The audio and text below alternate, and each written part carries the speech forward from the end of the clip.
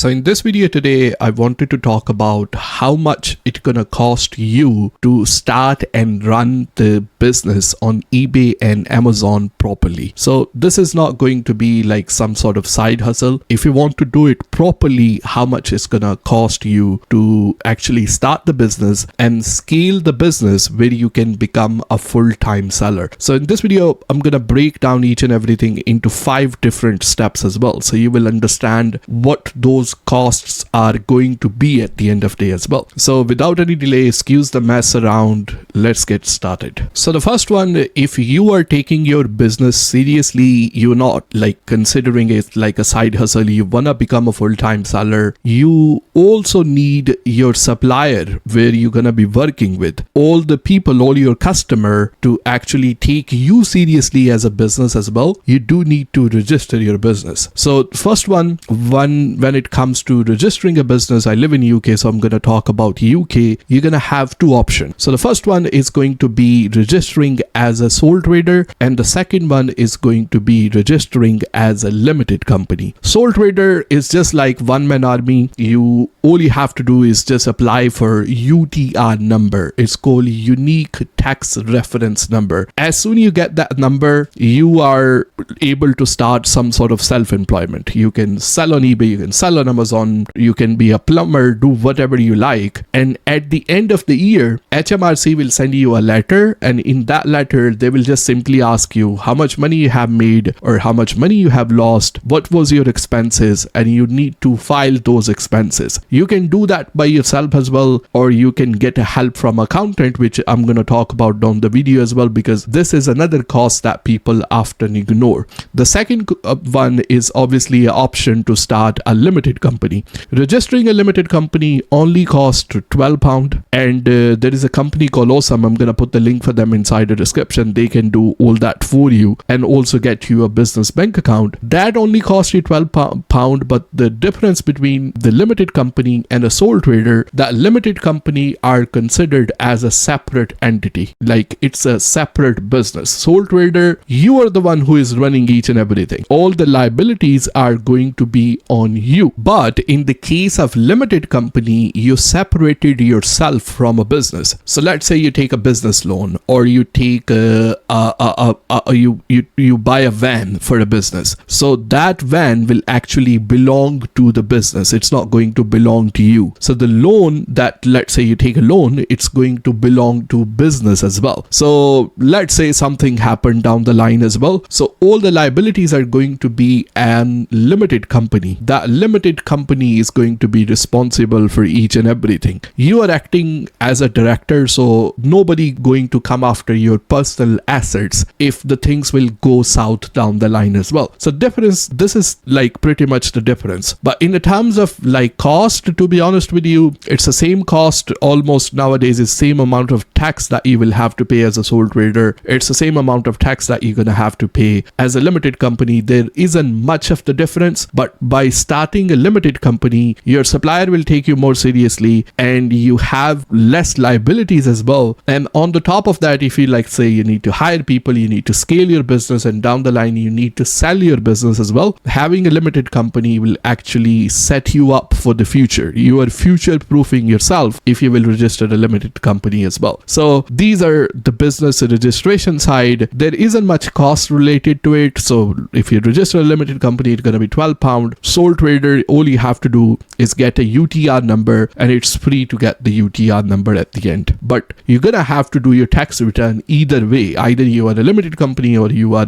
a sole trader. So the second one, a lot of people don't take this into consideration and they price their item wrong as well. Like they think, okay, I'm making profit out of it, my business is profitable, but at the end of the year, once they need to do their tax return, they will realize, okay, well, a lot of my profit is actually going into paying tax. So keep in mind, once we are selling something, once we are making profit, we have tax to pay. Especially if you live in United Kingdom, the tax is like, obviously it can be up and down. I can't tell you one number, but keep in mind 30%, almost 30% of your profit that you're gonna make, it's gonna go in the terms of you having to pay some sort of tax on your profit at the end of the day as well. So this is where the accountant come in. If you hire, let's say, a a local accountant to do your bookkeeping. Like you need to like keep a record of each and everything, whatever you sell, how much money you're gonna make at the end of the day, what your expenses are. It's your legal responsibility to actually keep the record of each and everything.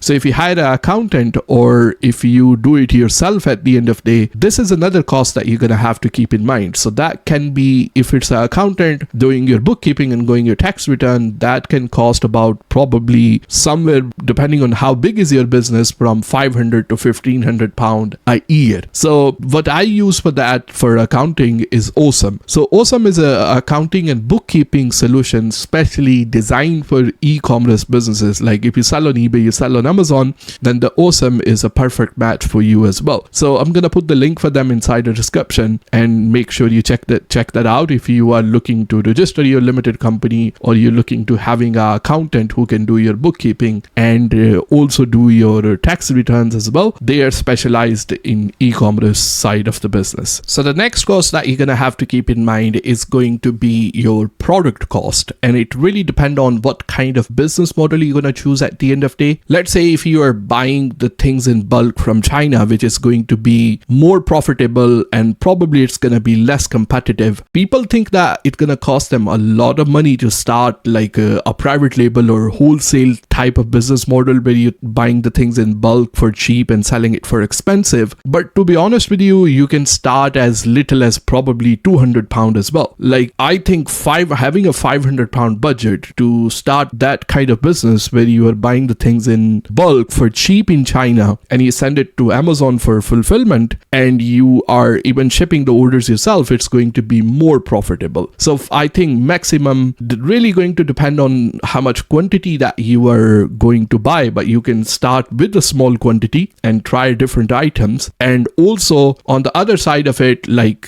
people think there are not going to be any cost once you're gonna start drop shipping. Yes, you don't have to buy your inventory in advance, but let's say I speak to my supplier and I'm selling this wallet right here. I give you this as example. So my dropshipping supplier have this wallet, and I listed the wallet from their website. So they are the one who gonna do the fulfillment. Once you receive the order on eBay or Amazon, you're not gonna get your money straight away. So let's say if I need to process the 10 or 15 orders that I'm gonna get in a day or in 2 days or in a week, depending on how much your sale is going to be, that is the amount of money that you're gonna have to have from yourself. Like you need to fulfill the orders, and then after, like if it's eBay, they're gonna pay you probably within 3 to 5 days, depending on how old is your account. If it's Amazon, that can, same thing, can take about 2 weeks to a month if your account is new to get your payout from Amazon as well. So all the orders that you're gonna receive, obviously then they can pile up. But the solution for that is, let's say you say, okay, well, I want to start drop shipping and I don't want to spend more than 100 pound to fulfill the order. Once you have processed the 100 pound worth of order, you can just simply like take the item out of stock, like do not sell it anymore until you receive your payout from eBay or Amazon. So this is the way you can get started. But I would say if you're doing drop shipping, then probably like 50 to 100 pound, depending on what products that you're gonna be drop shipping at the end, is a decent budget to get started with as well. So your next cost is going to be the fee related to the platform. So for example, you sell on eBay, you sell on Amazon, depending on what kind of category that you are selling in, they can take somewhat 15 to 20%. Like let's say you sell an item worth 50 pound, then probably £7.50 will be the fee to sell that item. So this is a huge cost to, like, this is something that you need to keep in mind. A lot of people say, okay, well, I'm gonna start my own website and I'm gonna sell through my own website, or like I'm gonna start like a Shopify store. They forget that obviously having a website, it does cost money at the end. And once you're starting the business through your own website, you do need to keep in mind, like, you do need to bring the customers over to your website. So the benefit of selling on eBay and Amazon, of course, they charge huge amount of fee, like 15 to 20%, but they already have a customer on their website. But if you start your own website, you're gonna have to figure out that part. So that will be probably, you will have to spend money on running the ads on a Facebook or running the ads on a TikTok, like that kind of stuff as well, that does cost money. So if you compare these two different scenarios, I think if you're a beginner, selling on eBay and Amazon is probably a better idea to get started, because the whole learning curve of running ad and then burning money, like by running ad where you are not sure if you're going to get any kind of sale as well, it's